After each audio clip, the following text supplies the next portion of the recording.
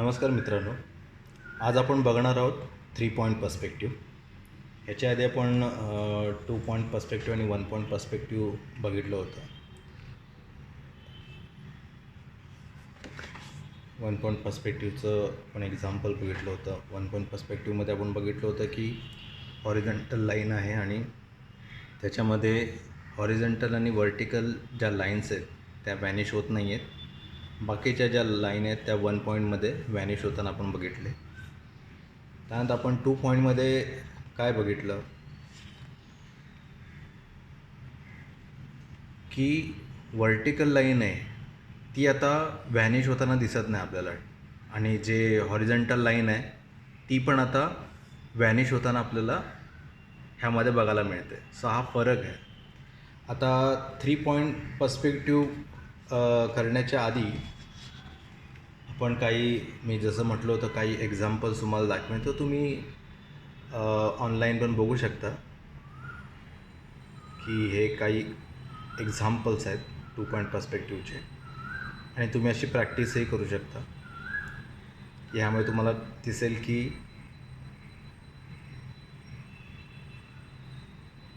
एखादं ड्रॉईंग आपल्याला करायचं असेल तर ते पर्स्पेक्टिव्हचं काय महत्त्व आहे. आपल्याला एखादी वस्तू कशा पद्धतीने दिसते, पण त्याला कशा पद्धतीने बघितलं पाहिजे.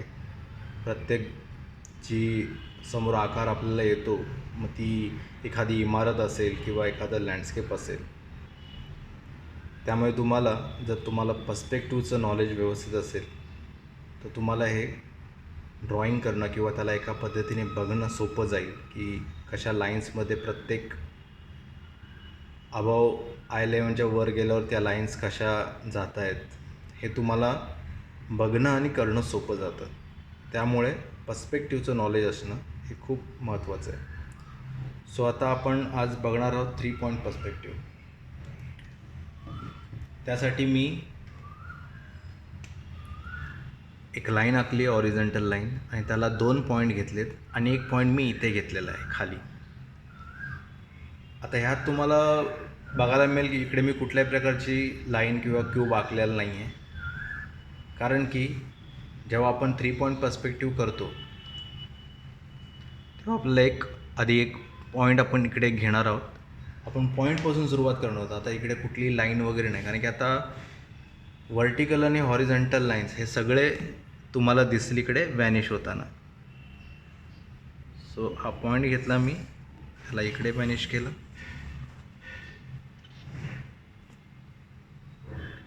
त्याच पॉईंटला घेऊन मी ह्या दुसऱ्या पॉईंटमध्ये एक लाईन आखली, आणि हा जो खाली पॉईंट घेतला आहे आपण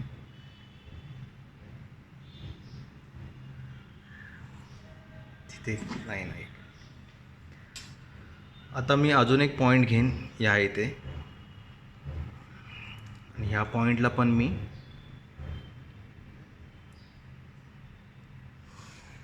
ह्या एका पॉईंटमध्ये व्हॅनिश करेन, आणि खाली जो पॉईंट आहे इथे व्हॅनिश करेन. असंच पॉईंट मी इथे एक घेतो,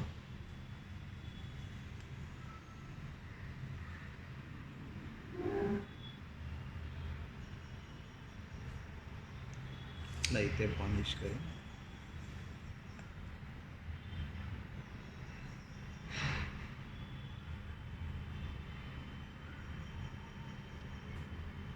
खालच्या पॉईंटमध्ये.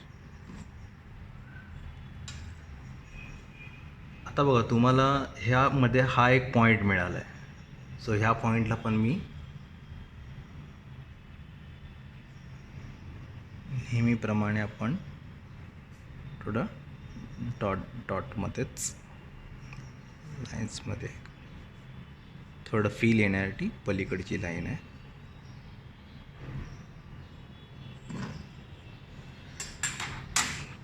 आता एक पॉईंट मी इथे पण घेतो खाली. अगेन ह्या पॉईंटला मी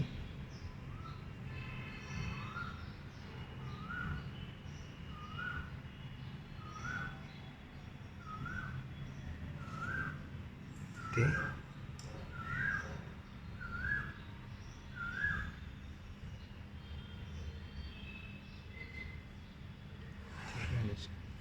पुन्हा एकदा सांगतो मी तुम्हाला, तुम्ही पेन्सिलनीच ड्रॉ करा.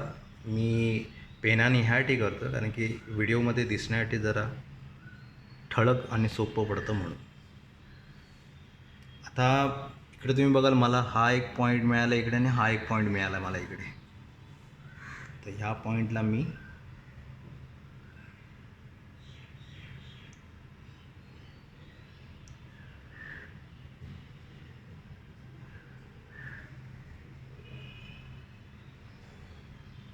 व्हॅनिश करेन आणि ह्या पॉईंटला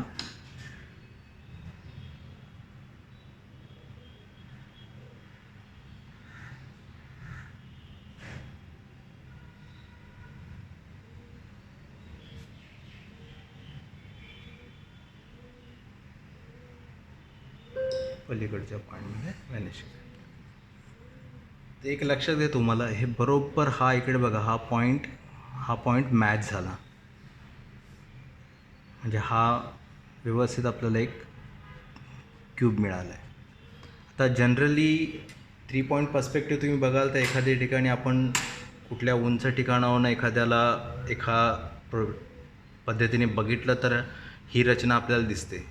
आपल्या एखाद्या कुठल्या उंच टॅरेसवर तुम्ही गेलात तर वरतून तुम्हाला एखादी बिल्डिंग कशी दिसेल ह्याचं म्हणून मी तुम्हाला एक्झाम्पल दाखवतो की 3 पॉईंट पर्स्पेक्टिव्हचं कसं येतं. पण एक लक्षात घ्या की हे घडतं एखाद्या उंचावरून आपण एखादी वस्तू बघितली तरच आपल्याला हे दिसतं. किंवा जर ह्याला मी ह्या पद्धतीने बघितलं तर तुम्ही एखाद्या उंच इमारतीच्या खाली उभा असाल, इकडे तुम्ही ही आपली येणार आय लेवल किंवा हॉरिझॉन्टल लाईन, बरोबर. तुम्ही इथे कुठेतरी उभे आहात आणि खालून जर तुम्ही एखाद्या उंच इमारतीला बघाल तर ते कसं दिसेल. पण त्यासाठी तुम्ही अगदी त्या इमारतीच्या खाली असायला हवात आणि ती इमारत तुम्हाला अशी खालून वर दिसते. तर असं जेव्हा एखादी तुम्ही रचना करत असाल की ते ड्रॉइंग करत असाल तर तुम्हाला तिकडे 3 पॉईंट पर्स्पेक्टिव्हचा उपयोग होतो. सो हे समजण्यासाठीच आपण पर्स्पेक्टिव्हचं जे काय आहे ते शिकण्याचा प्रयत्न करतो आहे की एखादी रचना आपल्याला करायची असेल तर ती व्यवस्थित होण्यासाठी आपल्याला हे महत्त्व कळायला पाहिजे. सो 1 पॉईंट, 2 पॉईंट आणि 3 पॉईंट हे अशा वेळेसच आपल्याला दिसतं जेव्हा आपण एखाद्या उंच वस्तूच्या खाली आहोत किंवा वरच्या दिशेने आपण बघतो आहे. सो आता तुम्ही इकडे एक इमारत तुमच्या खाली आणि एखाद्या उंच इमारतीवर तुम्ही आहात आणि तुम्हाला एखादी रचना कशी दिसेल. सो अशा पद्धतीने तुम्ही प्रॅक्टिस करू शकता. आणि हे मेन 3 पॉईंट आहेत जे तुम्हाला मला सांगायचे होते आणि दाखवायचे होते. आपण ह्याचं उदाहरण पण बघून घेऊया. जसं मी तुम्हाला म्हटलं होतं तसं बघा, एखाद्या उंच ठिकाणी तुम्ही जेव्हा ही एक आय लाईन आहे आपली हॉरिझॉन्टल लाईन, जिकडे एका ठिकाणी आपण उंच उभे आहोत आणि बघा सगळे पॉईंट बघा तुम्ही, त्या एका 3 पॉईंटमध्ये त्याची रचना झालेली आहे. बघा आपण मगाशी काढल्याप्रमाणे हा क्यूब कसा निर्माण झाला आहे आणि त्याच अनुषंगाने आपण बाकीच्या गोष्टी बघू शकतो.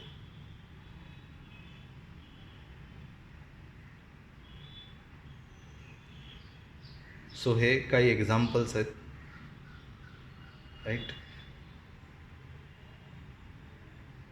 बघा मी म्हटलं ना की एखाद्या इमारतीच्या खाली तुम्ही उभे आहात तर तुम्हाला ती रचना कशी दिसते.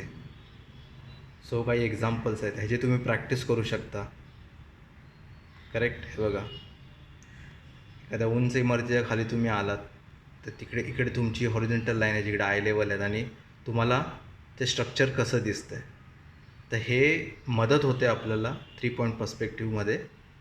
जर आपल्याला ही माहिती असेल तर आपण आपली रचना, हे बघा एखाद्या तुम्ही कुठल्या तरी बिल्डिंगवर उभे आहेत आणि त्याची रचना बघा कशी गेलेली आहे. हे काही एक्झाम्पल्स आहेत, राईट. सो तुम्हीही अशी प्रॅक्टिस करू शकता, समजून घेऊन तुम्हाला ड्रॉईंग करणं सोपं जाईल.